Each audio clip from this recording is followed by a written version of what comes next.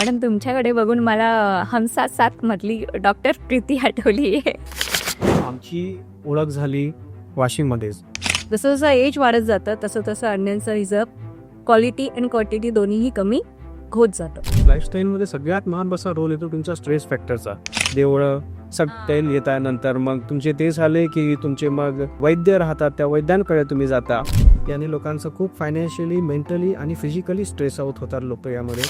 लग्न खूप लवकर होतात, वयाचा इश्यू नाही आहे. जेव्हा आपण मेल फॅक्टरला इन्व्हेस्टिगेशनसाठी सांगतो तेव्हा ते थोडंसं स्टेप बॅक.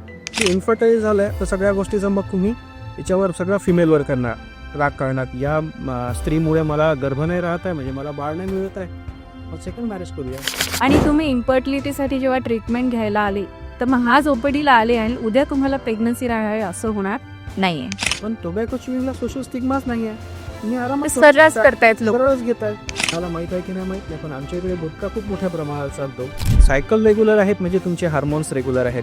जर तुमचे हार्मोन्स रेग्युलर आहेत तर तुमचं ओव्हुलेशन म्हणजे स्त्री बीज वाढणं, प्रॉपर डेला वाढणं होतं. काय वजन वाढणे, पाळी उशिरा येणे म्हणजे 1.5 ते 2 महिन्याची पाळी होणे, पाळीमध्ये रक्तस्राव कमी होणे आणि जसं सरांनी सांगितलं की ॲनओव्हुलेटरी सायकल होणे, अंडाशयामधनं अंड तयार न होणे.